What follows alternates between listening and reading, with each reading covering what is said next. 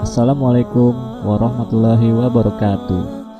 Sebelum kalian menonton video ini, alangkah baiknya kalian tekan tombol subscribe terlebih dahulu. Dan jangan lupa tekan loncengnya agar kalian mendapatkan notifikasi untuk upload video terbaru selanjutnya. Terima kasih.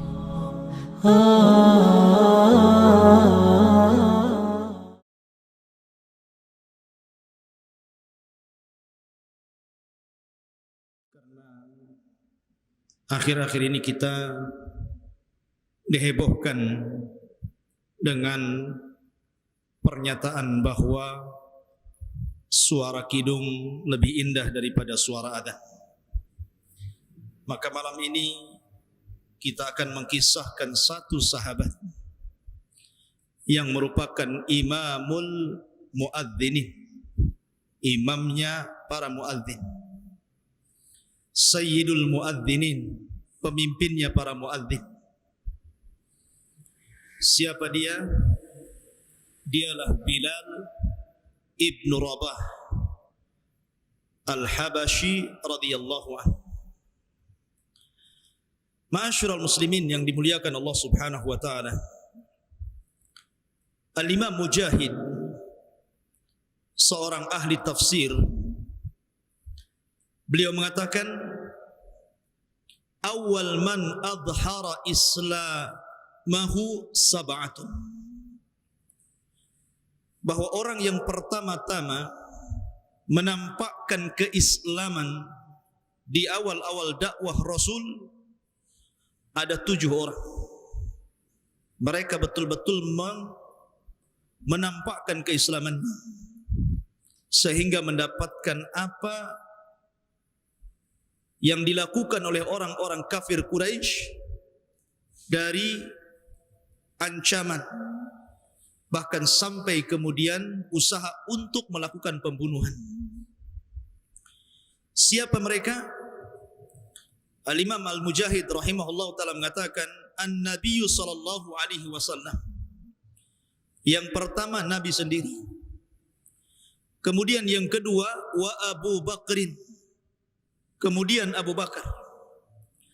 Kemudian yang ketiga wa Bilalun, Bilal ibnu Rabah yang kita akan kisahkan. Kemudian yang keempat Suhaib Ar-Rumi.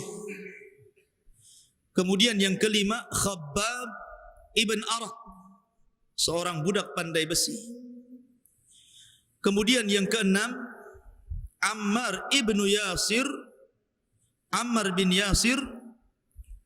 Kemudian yang terakhir Sumayyah Ummu Ammar. Sumayyah, wanita yang pertama syahid dalam Islam dan wanita yang pertama kali merasakan penderitaan karena perjuangan dia terhadap Islam. Namun sesungguhnya dia wanita yang paling bahagia yang pertama karena dia wanita yang syahid. Ketika itu belum ada laki-laki yang syahid kecuali beliau. Ma'asyiral muslimin yang dimuliakan Allah Azza wa Jalla. Maka di sini Imam Mujahid rahimahullahu taala menyebutkan Bilal pada urutan ketiga. Setelah Nabi sallallahu alaihi wasallam, kemudian Abu Bakar, kemudian Bilal. Karena memang kisah Bilal luar biasa. Nama Bilal tidak mungkin dilupakan manusia. Setiap Anda mendengar azan, maka kita diingatkan dengan Bilal. Setiap kita hendak melaksanakan solat, kita diingatkan dengan Bilal. Bahkan para muadzin sendiri sering kita kasih nama Bilal. Mana Bilalnya? Padahal bukan dia namanya. Dari sini menunjukkan bahwa posisi Bilal bin Rabah dalam Islam ini luar biasa. Makanya Al-Imam Ibnul Mubarak rahimahullahu ta'ala dia mengatakan, Sadatus Saudan arba'atu, bahwa pemimpin dari kalangan orang-orang yang berkulit hitam ada 4. Kemudian yang pertama beliau menyebutkan Luqmanul Hakim, yang namanya disebutkan dalam Al-Quran, Suratul Luqman. Luqman adalah hamba sahaya, hamba dari Tuhan. Dan dia seorang penduduk Mesir dari Sudan, karena kulitnya hitam.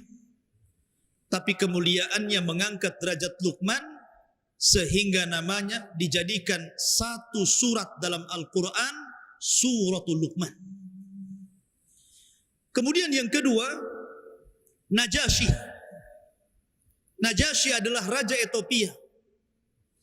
Ketika Nabi SAW mengizinkan beberapa para sahabat untuk hijrah pertama dalam Islam, maka para sahabat yang dipimpin oleh Ja'far bin Abi Thalib dan juga Utsman bin Affan dan sahabat-sahabat yang lainnya berangkat ke Ethiopia.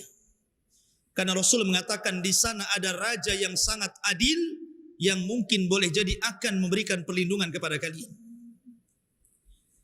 Maka ketika sampai di Habasyah, rupanya mereka dikejar-kejar oleh orang-orang musyrik juga. Akhirnya kemudian orang-orang musyrik berusaha untuk mengembalikan orang-orang yang hijrah itu ke Mekah. Tapi setelah adanya dialog antar mereka dan disaksikan oleh Raja Najasyi, ternyata Raja Najasyi menjadikan sebab dialog itu keimanannya. Akhirnya dia masuk Islam. Walaupun dia tidak berjumpa dengan Nabi SAW sehingga tidak bisa dikatakan sahabat, tetapi dia masuk Islam di zaman Rasul masih hidup, sehingga ketika wafatnya beliau, Nabi SAW mensalat gaibkan beliau. Kemudian yang ketiga,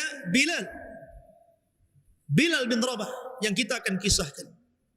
Seorang budak hitam, tetapi nasabnya tidak menjadikan dia hina. Setelah dia masuk Islam, Allah angkat derajatnya setinggi-tingginya. Sampai-sampai para ulama menyebutnya dialah Sadatul Muadzinin, pemimpinnya para muadzin. Kemudian Mahja, ma'ruf, kisahnya nanti kita akan kisahkan di lain waktu. Tapi yang jelas bahwa di sini di antara imam yang berkulit hitam adalah Bilal. Bilal ini menjadi budak sebelum Nabi SAW diutusnya menjadi Nabi dan Rasul. Keluarga Bilal ini tertawan dalam sebuah peperangan oleh satu kabilah namanya kabilah Jumahi. Kemudian dari Hamamah, ibu Bilal, menikah dengan Robah, lahirlah Bilal. Kemudian Bilal ini dibeli oleh seorang pemimpin musyrik Quraisy, namanya Umayyah ibn Khalaf al-Jumahi. Beliau adalah Sadatu Quraisyin, termasuk pemimpin-pemimpin Quraisy. Adapun sebab keimanan Bilal bin Rabah,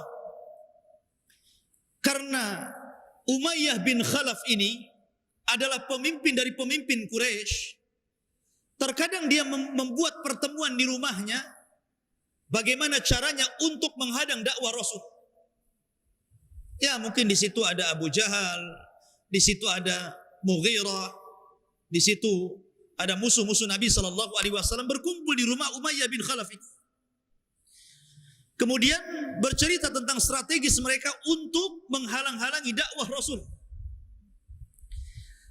Bilal adalah budaknya Umayyah, tentu mendengar apa yang mereka katakan dalam rapat itu. Tapi membuat pertanyaan besar, bagaimana mungkin sosok Nabi SAW yang dikenal oleh orang-orang Quraisy, termasuk juga Bilal, seorang yang dipuji akhlaknya, Sadiqul Amin. Sebelum diangkat jadi Nabi dan Rasul, Rasul itu sudah dikatakan Sadiqul Amin, orangnya jujur dan amanah. Dan tidak ada orang yang lebih jujur dan amanah dibandingkan Nabi ketika itu, dan menjadi kebanggaan penduduk Mekah. Sehingga apabila penduduk Mekah ini melakukan safar, maka mereka terkadang menitipkan barang-barang mereka kepada siapa? Kepada Rasul. Ini belum diangkat jadi nabi dan rasul. Kenapa? Karena mereka tahu amanahnya Nabi sallallahu alaihi wasallam. Tapi di satu sisi kenapa pula kemudian orang-orang ini mencaci maki Rasul? Mengatur strategis jahat terhadap Rasul. Ini yang menjadikan pertanyaan besar bagi Bilal. Kenapa orang baik kok dimusuhi? Dari situlah kemudian Bilal karena mendengar informasi dari tuannya ini, maka dia mencoba untuk menyelidiki sebenarnya apa yang terjadi dan apa yang dibawa Nabi sallallahu alaihi wasallam. Maka diam-diam kemudian dia menemui Nabi sallallahu alaihi wasallam yang ketika itu markas dakwahnya berada di rumah Arqam bidaril Arqam. Maka Nabi sallallahu alaihi wasallam kemudian mendakwahi Bilal, akhirnya Bilal pun masuk Islam. Bilal masuk Islam. Subhanallah. Ya. Lah ketika Bilal masuk Islam dan didengar keislamannya oleh Umayyah bin Khalaf ini majikannya, tidak terima dia. Bagaimana dia mau ridha dengan keislaman Bilal sementara dia adalah satu di antara tokoh orang-orang yang menjegal dakwah Rasul. Marah dia. Akhirnya suatu waktu Umayyah bin Khalaf ini membawa Bilal ke tengah padang pasir. Anda bisa bayangkan. Mekah itu daerah tandus, banyak padang pasir dan lembah.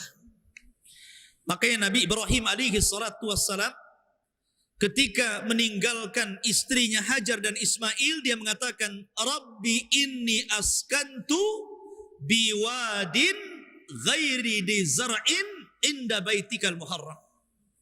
Ya Allah, aku telah menempatkan anak keturunanku di sebuah lembah yang tidak ada tanaman.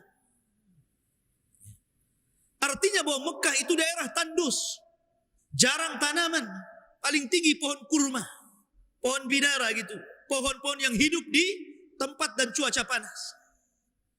Bayangkan digiring ke padang pasir, kemudian disuruh terlentang di padang pasir yang sangat panas sekali. Siang hari, kemudian badannya terbakar dengan panasnya matahari dan pandangannya silau dengan sinar matahari.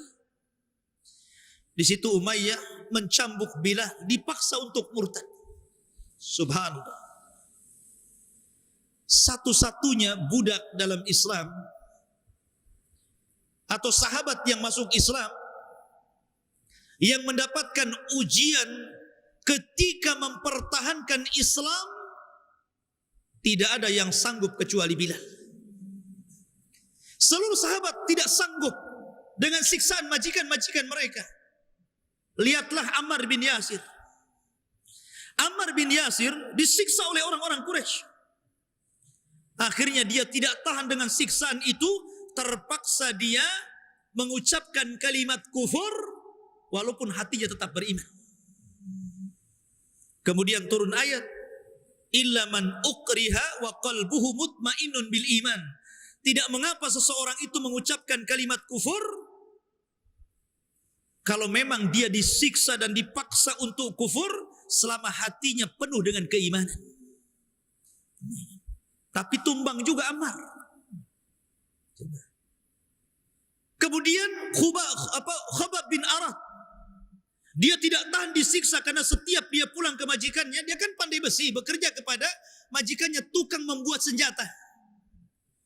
Jadi kalau datang majikannya suruh murtad, gak mau, diambilkan besi panas diletakkan di badannya sampai seluruh badannya habis karena ada bekas luka bakar. Dia datang kepada Nabi SAW mengeluh dan mengatakan, ya Rasulullah, ala tad'u lana ala tastaghfir lana. Rasul, kami sudah enggak kuat, tolong lihat kami, berikan rasa ibamu kepada kami. Kami sudah kuat, berdoalah kepada Allah, berilah pertolongan untuk kami. Tapi Nabi SAW mengatakan, ya Khabbab, jangan tergesa-gesa, pertolongan itu akan datang. Dia enggak kuat. Tapi Bilal, subhanallah, Bilal tetap tegar, tidak mengeluh, dan hampir sakaratul maut. Dia tetap mengatakan ahadul ahad, ahadul ahad. Bahwa Allah yang Maha Esa, tidak ada yang esa daripada Allah Subhanahu wa taala. Terus dia mengucapkan kalimat itu, Qul huwallahu ahad, Allahus samad, lam yalid walam yulad walam yakul lahu kufuwan ahad. Lihat ikhwah fillah dimuliakan Allah Azza wa Jalla. Kalau Nabi SAW menampakkan keislaman, di belakang Nabi ada pamannya Abu Talib. Dan Nabi SAW keturunan Sayyidul Batha, pemimpinnya bangsa Arab bila munazi', tanpa ada khilaf di antara ulama. Dia keturunan Abdul Muttalib, di mana tidak ada satupun pembesar Quraisy, tidak Abu Jahal, tidak Abu Lahab, tidak Mughirah, tidak Umayyah, tidak siapapun berani bicara di hadapan Abdul Muttalib. Karena dia pemimpinnya Arab ketika itu. Makanya Nabi berbangga dengan Abdul Muttalib. Dalam peperangan dia menentang musuh-musuhnya dan mengatakan, Ana Muhammad la kadhib, ana ibni Abdul Muttalib. Saya Muhammad dan saya tidak dusta. Saya seorang nabi dan saya tidak dusta. Dan saya keturunan Abdul Muttalib. Dengan bangganya Rasul mengatakan seperti itu. Artinya apa? Nabi SAW ketika menampakkan Islam, ada pamannya, ada Khadijah yang kaya, sehingga orang-orang musyrikun tidak bisa menyentuh Rasul kecuali setelah wafat keduanya. Adapun Abu Bakar, dia punya kaum yang membelanya, dia punya kabilah yang membelanya, sehingga orang-orang Quraisy tidak berani kepada Abu Bakar karena harus berhadapan dengan kabilahnya. Adapun Bilal, siapa Bilal? Tidak ada backing di belakangnya. Tidak memiliki kabilah karena dia seorang budak. Tidak memiliki nasab, tidak memiliki harta, tidak memiliki dhu wajhin jamil. Makanya Bilal merasakan siksa dan azab dari musuh itu luar biasa. Tapi dia tetap tangguh dalam keimanannya. Ketika dia terus mengucapkan ahadul ahad, Abu Bakar Siddiq lewat. Dia melihat keimanan yang luar biasa kepada Bilal. Dia mendatangi tuannya Bilal, Sumayyah ibn Khalaf al-Jumahi, Umayyah bin Khalaf al-Jumahi, dan mengatakan, kenapa kau membunuh orang? Ini hampir mati. Bagaimana kalau seandainya kau jual kepadaku 5 awaqib dinaran? Coba. 5 awaqib, 5 timbangan berat gitu kan, awaqib itu. Dan itu semuanya emas dinar. Subhanallah. Abu Bakar membeli dengan harga yang sangat mahal. Kalau dia mau membeli budak dengan uang sekantong itu, cukup membeli budak banyak. Tapi dia menghargai dengan harga yang istimewa kepada Bilal. Akhirnya dijual Bilal kepada Abu Bakar Siddiq radhiyallahu anhu. Dan Abu Bakar memerdekakannya. Ketika itu tuannya mengatakan, seandainya Abu Bakar itu membeli dengan 1 dinar, aku akan memberinya. Maka kedengaran kepada Abu Bakar, dijawab oleh Abu Bakar, walaupun dia memberikan tawaran 100 awaqib, aku juga beli. Lihat. Nih, tawar-tawaran ini namanya. Dia menyedikitkan, ini memperbanyak. Itulah Abu Bakar Siddiq radhiyallahu anhu. Sehingga ketika Abu Quhafah, siapa Abu Quhafah? Bapaknya Abu Bakar. Dia marah kepada anaknya Abu Bakar, kenapa dia membeli dengan uang yang banyak para budak. Kata Abu Quhafah, ketika itu masih kafir bapaknya, dia mengatakan, wahai Abu Bakar, kenapa kau tidak membeli orang-orang yang kuat-kuat? Kalau memang maksud kamu itu untuk melindungi kamu, kenapa kau beli orang-orang lemah? Apa tujuanmu? Maka Abu Bakar hanya mengatakan, liwajhillah. Aku memerdekakan mereka karena wajah Allah Subhanahu wa ta'ala. Bukan karena yang lain. Subhanallah. Wa minan nasi man yashri nafsahu ibtigha'a mardatillah. Di antara manusia ada yang berjual beli dengan Allah dalam rangka mardatillah, untuk mencari keridhaan Allah Subhanahu wa ta'ala. Ma'asyiral muslimin yang dimuliakan Allah Azza wa Jalla. Maka ketika Abu Bakar kemudian memerdekakan Bilal, maka jadilah Bilal maulanya Abi Bakar. Apa sih arti maula itu? Arti maula itu maksudnya walaupun dia sudah merdeka, Bilal itu sudah merdeka dan dimerdekakan Abu Bakar, bukan berarti kemudian dia bebas melenggang, tidak. Tetap loyalitasnya diberikan kepada yang memerdekakannya. Sehingga kalau seandainya dia merdeka kemudian cari harta dan banyak dan kaya, kemudian meninggal dunia, maka yang mewarisi tuan yang memerdekakannya. Makanya Rasul mengatakan, para ulama mengatakan, sebab-sebab waris itu ada 3. 1 nasab, yang kedua wala, yang ketiga pernikahan. Itu sebab-sebab orang dapat warisan. Pertama nasab. Nasab ma'ruf, orang tua mewariskan hartanya kepada anaknya. Karena apa? Anaknya nasab dia. Anak kepada bapaknya. Kemudian nikah ma'ruf, suami mewarisi harta istri, istri mewarisi harta suami kalau keduanya meninggal. Kemudian wala, budak yang dimerdekakan oleh tuannya. Kemudian budak ini melenggang cari harta dan kaya, kemudian meninggal, maka hartanya milik tuannya. Milik yang memerdekakannya, itu namanya maula, mawali. Jadi Abu Bakar itu, Bilal itu maula Abi Bakar. Lah setelah kemudian hijrah besar-besaran dari Mekah ke Madinah, maka Bilal pun ikut hijrah bersama para sahabat yang lain. Kemudian dia dipersaudarakan oleh Nabi SAW dengan Abu Ubaidah ibnu Al-Jarrah. Dia dipersaudarakan dengan Abu Ubaidah ibnu Al-Jarrah. Dan ma'ruf, persaudaraan orang-orang muhajirin dengan orang-orang Ansor ini persaudaraan yang tidak Anda dapati sepanjang sejarah. Coba perhatikan Abdurrahman bin Auf dipersaudarakan dengan Sa'd bin Rabi. Sampai-sampai Sa'd bin Rabi mengatakan, wahai Abdurrahman, aku memiliki 2 kebun, pilih kebun mana yang kau sukai, ambil. Aku memiliki 2 rumah, pilih rumah mana yang kau sukai, ambil. Aku punya 2 istri, coba kau pandang. Ketika itu belum ada turun ayat hijab, sehingga bisa memandang wanita. Mana yang kau anggap paling cantik dan kau sukai, ku ceraikan dia, selesai masa idah, nikah dengan dia. Nah, yang ketiga yang mantap. Ma'asyiral muslimin yang dimuliakan Allah Subhanahu wa taala. Maka Bilal dipersaudarakan dengan siapa? Abu Ubaidah ibnul Jarrah, seorang sahabat yang kelak akan menjadi jenderal perang di masa kekhilafahan Umar ibn Khattab. Abu Ubaidah ibnul Jarrah, pengganti Khalid bin Walid. Maka Bilal pun kemudian selama di Madinah, seluruh peperangan hampir tidak luput. Terlibat dalam perang Badar, terlibat dalam perang Uhud, terlibat dalam perang Khandaq, terlibat dalam perang, seluruh peperangan tidak pernah Bilal absen. Dan ini menunjukkan bagaimana Bilal ini seorang mujahid. Hatinya dipenuhi dengan jihad.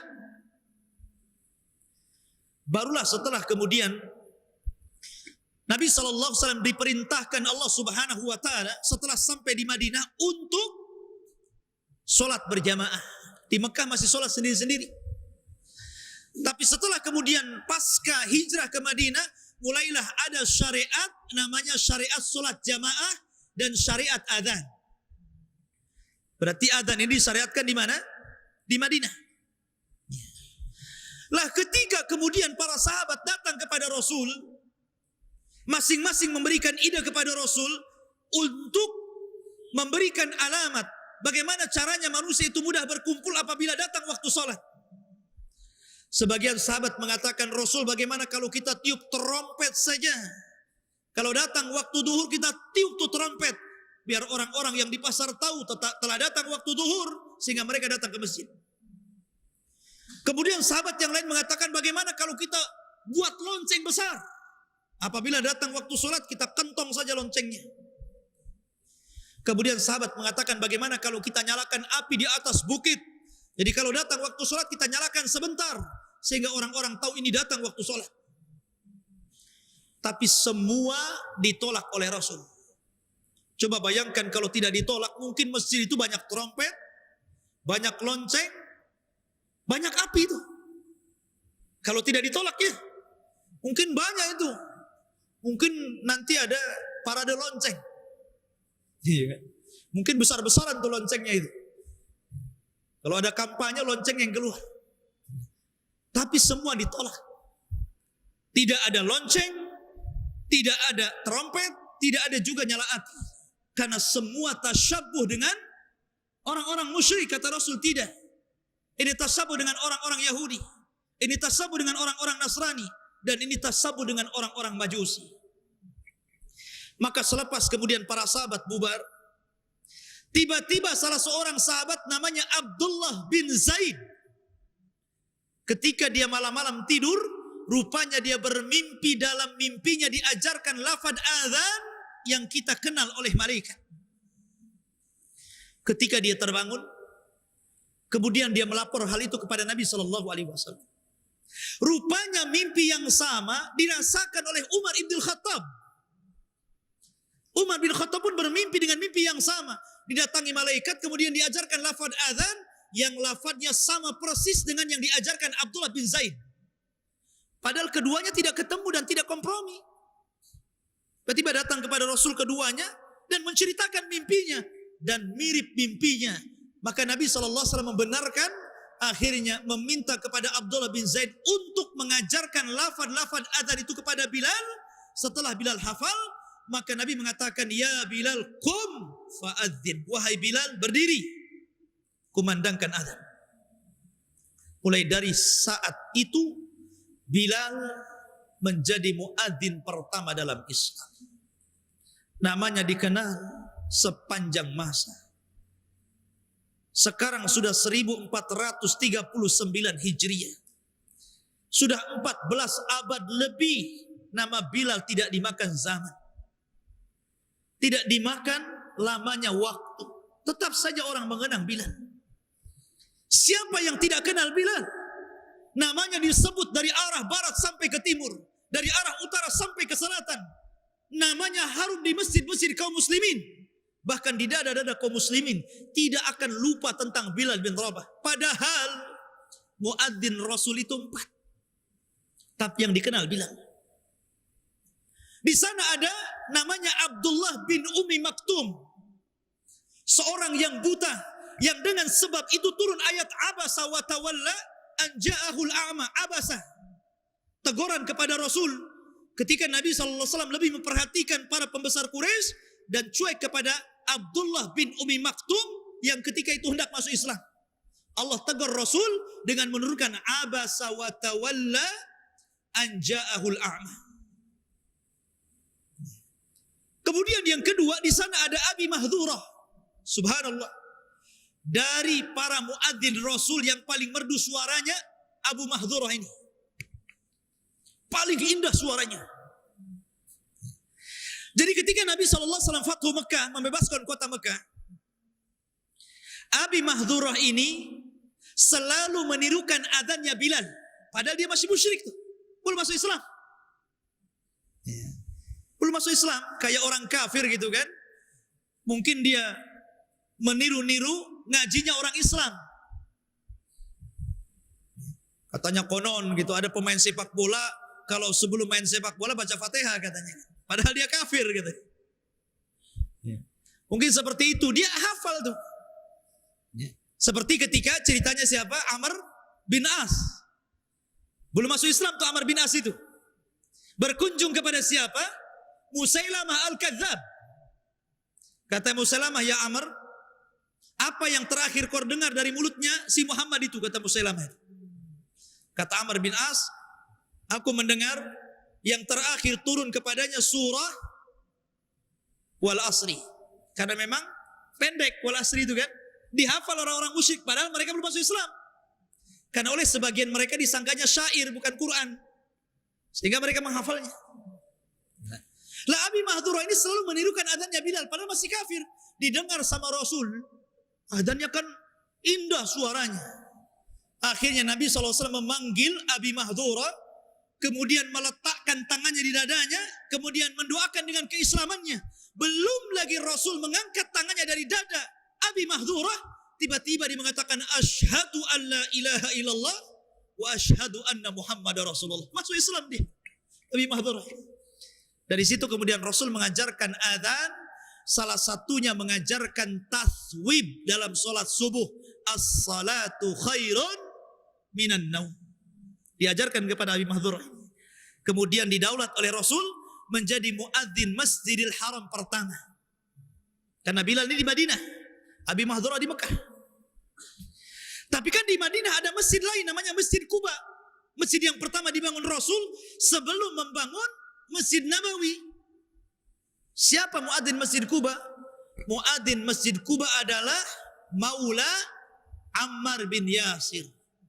Salah satu budak Ammar bin Yasir yang dimerdekakan Ammar bin Yasir, kemudian diangkat menjadi muadzin di Masjid Quba. Jadi seluruh muadzin Rasul ada 4. 1 di Mekah dan 3 di Madinah. 1 di Masjid Quba dan 2 di Masjid Nabawi. Di Masjid Nabawi Bilal bin Rabah dan Abdullah bin Umi Maktum. Makanya Rasul mengatakan Bilal ini biasanya adzan pertama ketika sholat subuh. Jadi sebelum sholat subuh itu disunahkan ada adzan untuk membangunkan orang sholat subuh. Apabila telah masuk waktu subuh, maka Bilal kemudian berbicara kepada Abdullah bin Umi Maktum untuk melakukan adzan subuh. Makanya Rasul mengatakan, selama engkau mendengar adzan Bilal dan engkau sedang sahur, makanlah, minumlah, jangan berhenti sampai kau mendengar adzannya Abdullah bin Ummi Maktum.